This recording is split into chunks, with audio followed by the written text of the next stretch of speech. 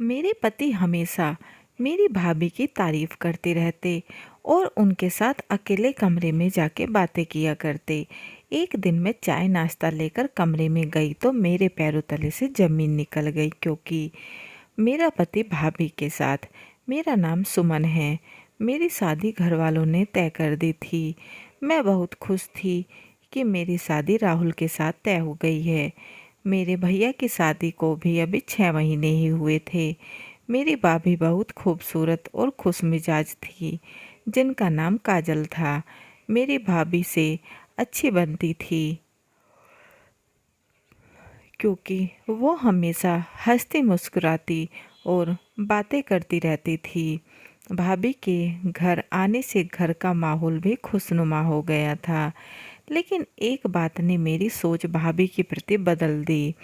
एक दिन मेरा होने वाला पति राहुल घर आया। मैं, भाभी और राहुल बैठे बात कर रहे थे।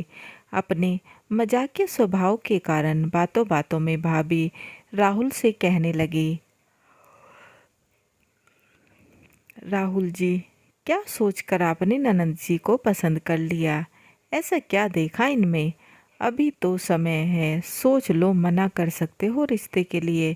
बात यहीं ख़त्म हो जाती तो शायद मैं अपने मन को समझा लेती। लेकिन उसके बाद जो राहुल ने कहा, उससे मेरे मन में, तन बदन में आग लग गई। वो बोला, भाभी जी, आप जैसी बीवी तो हर किसी की किस्मत में नहीं होती। अब जो मिल रही है उसी से काम चलाना पड़ेगा। सब बातें वहाँ हंसी मजाक में हो रही थी, इसलिए उस समय तो मैं भी हल्की मुस्कुरा दी। लेकिन किसी कोने में वो बातें मेरे दिल में चुभ गई थी। उस रात मैं सही से सो नहीं पाई। अब बस अजीब ख्याल मन में आ रहे थे। अब मुझे भाभी की खूबसूरती से जलन होने लगी और उनके प्रति मेरे मन में नफरत पैदा हो गई। एक छोटी सी बात जीवन का नज़रिया ही बदल सकती है, मैंने कभी सपने में भी नहीं सोचा था। मैं भाभी से उस बात का बदला लेने के लिए ठान लिया। मैं बस मौके की तलाश में थी, कैसे उन्हें परेशान करूं। घर में शादी की तैयारियां जोरों से चल रही थी और मैं बस यह सोचने में लगी थी कि अपनी भाभी को कैसे नीचा दिखाऊं। और एक दिन मुझे मौका मिल ही गया। भाभी माँ के साथ शादी का कुछ सामान लेने बाजार गई हुई थी। पीछे से मैंने अपने भाई को भाभी के खिलाफ भड़काने का सोचा, ताकि दोनों के बीच झगड़ा हो जाए और भाभी परेशान हो। लेकिन मुझे मालूम नहीं था कि छोटी सी बात से मेरे भाई और भाभी की गृहस्थी बर्बाद हो जाएगी। भैया भाभी से फ़ोन पर पूछ रहे थे कि कितनी देर लगेगी आने में। भाभी बोली, बस आ ही रही हैं। भैया गुस्से में बोले, कब से यही बोल रही हो, कोई समय नहीं है? और गुस्से में फ़ोन कट कर दिया। मैंने इस बात को इतना बड़ा कर दिया। भैया, सुंदर औरत का क्या विश्वास, ना जाने क्या क्या छुपाती है, पता नहीं कितना झूठ बोलती है। मेरे भाई के मन में शक पैदा हो चुका था। भाई बोले, क्या हुआ? तुम्हें कुछ ऐसा मालूम है क्या जो मुझे पता होना चाहिए? मैंने जानबूझकर ऐसे दिखाया कि जैसे मैं कुछ जानती हूँ और उनसे कुछ छिपा रही हूँ। मैंने कहा, नहीं, कुछ नहीं भाई, मैं तो बस ऐसे ही बोल रही थी। भैया बिल्कुल परेशान हो गए और बार बार पूछने लगे, क्या बात है? मैंने कहा, भैया, समझदार को इशारा ही काफ़ी होता है। मेरे मुंह से क्या सुनना चाहते हो? भैया गुस्से में बोले, साफ साफ बोल, क्या कहना चाहती है? वो तो अच्छा हुआ उसी समय माँ और भाभी वहाँ आ गई और बात वहीं रुक गई। लेकिन आज मन ही मन में बहुत खुश थी, क्योंकि भाभी के जीवन में मैंने जहर घोल दिया था। भैया उनके आते ही अपने कमरे में चले गए। अब बस मुझे इंतज़ार था भाभी की वो शक्ल देखने का, जिसके लिए मैं कब से इंतज़ार कर रही थी। करीब 2 घंटे बाद भाई भाभी कमरे से निकले। भाभी का चेहरा देखकर मैं समझ गई, तीर बिल्कुल निशाने पर लगा है। भैया भी कुछ उदास थे। उस दिन के बाद भाभी पूछी पूछी सी रहने लगी। उनके चेहरे की मुस्कुराहट तो गायब हो गई थी। पता नहीं इतनी पत्थर दिल में कब से हो गई थी। भाभी के दुख से मुझे बहुत सुकून मिल रहा था। धीरे धीरे भैया भाभी के झगड़े का घर में सबको पता चल गया था। भाभी घर में किसी से बात नहीं कर रही थी,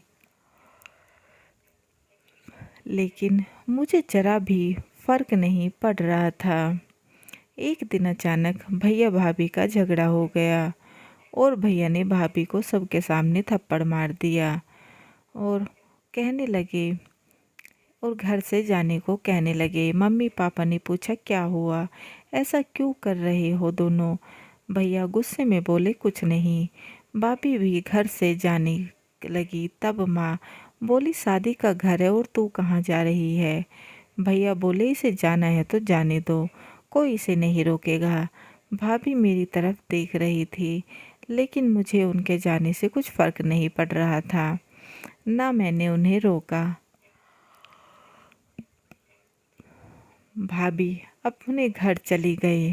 शादी को बस 5 दिन बचे थे और भाभी के इस तरह चले जाने से घर में सबके चेहरे देखकर अब मुझे थोड़ा दुख हो रहा था, लेकिन अब चाह कर भी मैं कुछ नहीं कर पा रही थी, क्योंकि बात बहुत बढ़ चुकी थी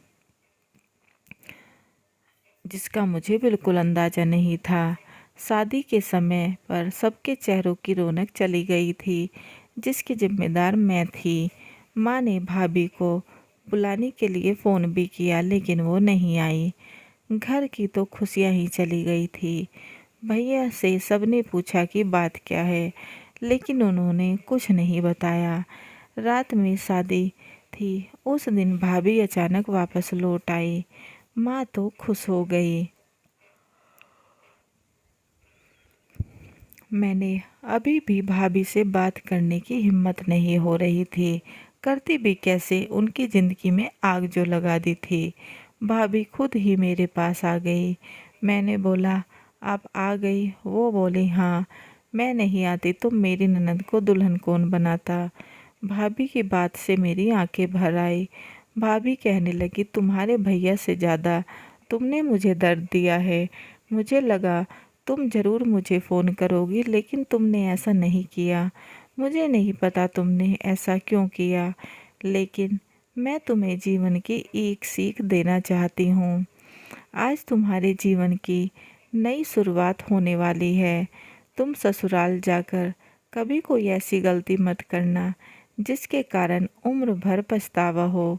इसलिए हमेशा समझदारी और शांत दिमाग से फैसला लेना। मैंने भाभी को कहा कि मैं भैया को सब सच बता देती हूँ कि वो सब मजाक था। भाभी बोली तुम उसकी चिंता मत करो, मैं सब संभाल लूँगी। आज तुम्हारी शादी है, तुम खुश रहो।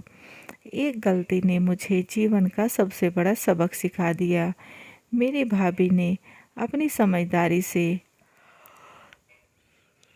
अपनी गृहस्थी बचा ली और मुझे भी जीवन का महत्वपूर्ण पाठ पढ़ा दिया।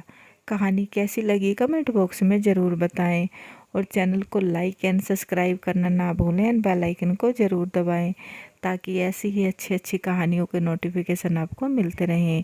And please guys support my channel. समाप्त।